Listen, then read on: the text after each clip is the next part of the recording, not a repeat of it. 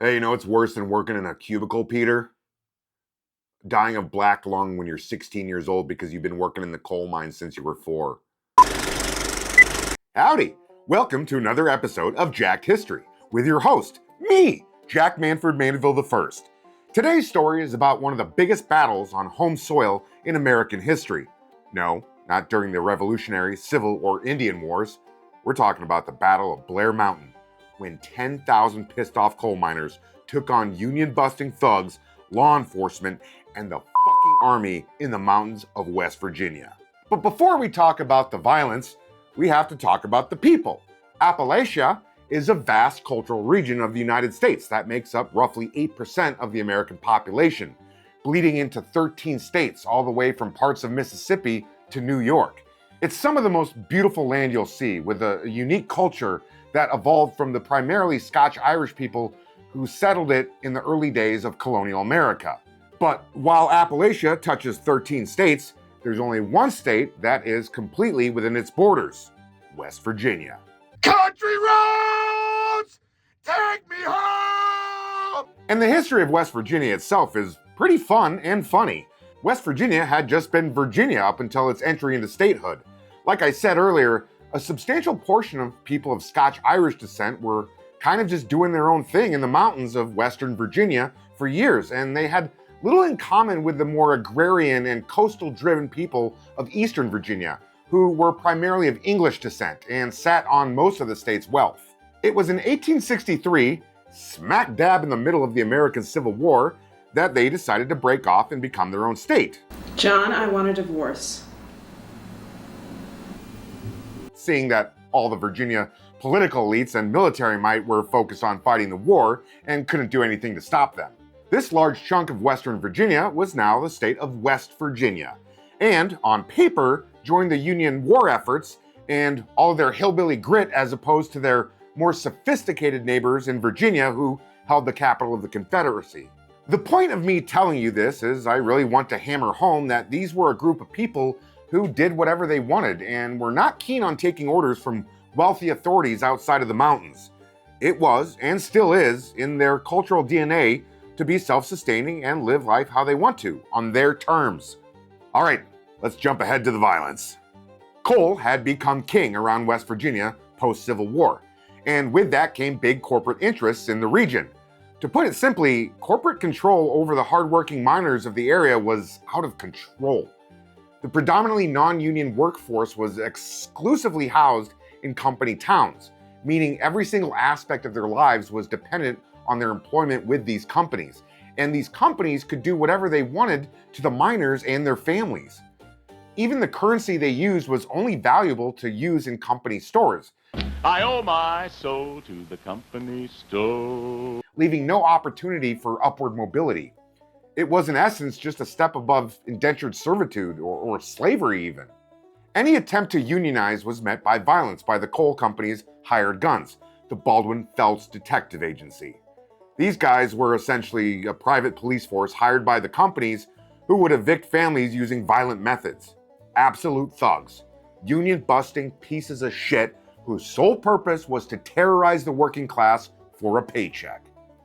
I feel like I do a pretty good job staying impartial on this show and not taking certain parts of world history personally, because it happened and there's nothing we can do about it other than to discuss it with a cool head. But these coal companies and the private agencies they hired to terrorize workers are some of the biggest pieces of shit in American history. And the only reason we don't talk about it more is because mainstream education doesn't give a damn about poor working class people in Appalachia. Okay, rant over. So in 1920, a dozen of these Baldwin Felts private detectives showed up to a small mining town called Matewan to evict families that were trying to unionize. And they were evicting them by gunpoint. Oh my god, it is heavy. You can beat people with it too. Really? That's cool. Yeah, they die fast. Oh, it's kind of gross. Yeah, it is. And they were also bribing local officials. The town's police chief, Sid Hatfield, who wasn't corrupted by corporate interests and had the best interest of citizens in his mind, got sick of the Baldwin Felts shit and confronted them with a warrant for their arrest. And if his name sounds familiar, yes, Sid Hatfield was from that Hatfield family. This is where it gets crazy. Albert Felts of the Felt agency responded to Hatfield's warrant by proclaiming he had a warrant for Hatfield. And they fucking arrested Hatfield. That's right, private detectives in the pocket of coal companies were arresting an actual police chief. The mayor then stepped in and told the Baldwin Felts detectives that their warrant was bogus, because it was. That's when all hell broke loose as a gunfight followed. By the end, 7 of the detectives lay dead, including Albert Felts, and 3 of the locals were dead, including the mayor. They're dead! They're all dead! Though Sid Hatfield was considered a hero by the miners attempting to unionize and fight back against the coal companies, he did have to stand trial for the murder of the Felts detectives. The pot of West Virginia was boiling leading up to the trial, with gunfights often breaking out between miners and state police who were now involved. In January of 1921, Hatfield was acquitted of the murder of the Felts detectives, which further grew his celebrity among Union coal miners.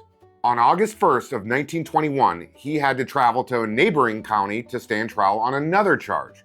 That's when a group of Baldwin Felts agents ambushed him and assassinated him in broad daylight on the court steps. I'm sure when word of this got back to the miners around his hometown, they decided it was best to de-escalate things, right? No. They immediately took up arms around town, in which the local sheriff of Logan County, Don Chafin, a staunchly anti-union person, disarmed and promptly arrested them. Martial law was implemented as the pot began to spill over. Stop scrolling. There's an ad read that's about to happen. And that's what makes Jack the money. So watch it. Yeah, I mean, I grew up in West Virginia and they taught this same stuff in school.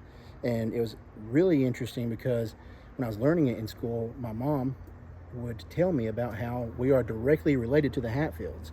So it made it a little more interesting. And there's a movie that's based on the whole event that you can watch that's really good, and you can just see that whole battle go on and how the Hatfields kind of like kicked that off as well. So yeah, really cool West Virginia history going on. And that's Brent. He's the one that came up with the idea to do Blair Mountain. He's from West Virginia too.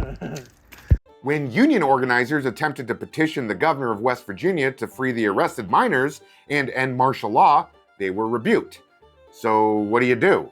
Well, the miners gathered men and weapons and decided they were going to march to the location of the jailed miners and free them themselves. But in order to get to the jail, they had to pass through Sheriff Chafin's Logan County, using Blair Mountain as a passageway. Union leaders started telling the men to go home as they saw an impending bloodbath, but the mob was set and nothing was going to stop them at this point. On August 24th, 10,000 pissed off coal miners who had finally had enough made their way through Blair Mountain. And on that mountain sat Sheriff Chafin with 2,000 well-armed deputies and deputized coal company muscle entrenched with machine guns and military rifles. Skirmishes broke out on August 25th. That's when the federal government got involved. President Warren G. Harding, another legendary piece of shit, threatened to send in bomber planes to quell the uprising. That actually worked. The miners wanted none of that, and they started to disband. I'm out. It should have ended there, but a rumor spread through the miners as they marched home that Chafin's men had shot some Union miners in their families. And while there's no evidence of that, that rumor was enough to send them straight back to Blair Mountain with a fiery rage. On August 29th, 1921, the battle began. The miners had the numbers, but Chafin, well, he had the high ground and better weapons. It's over, Anakin!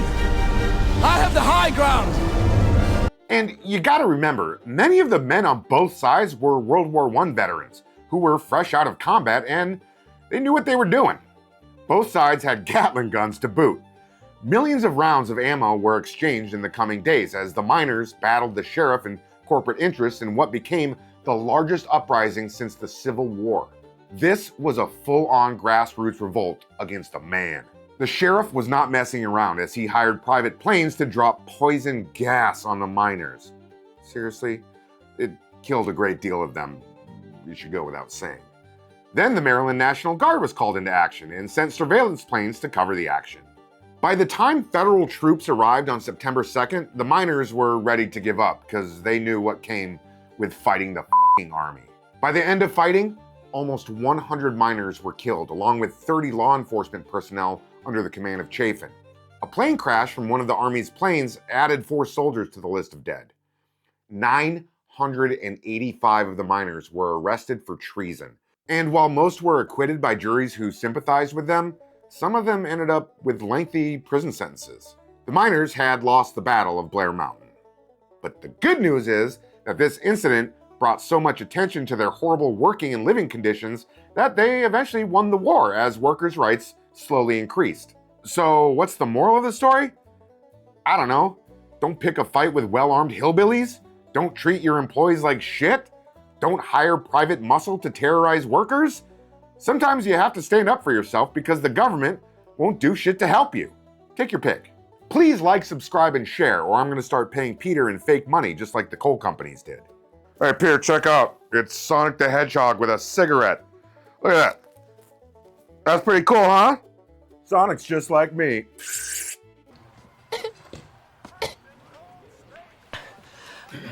I think I'm getting the black lung, Bob.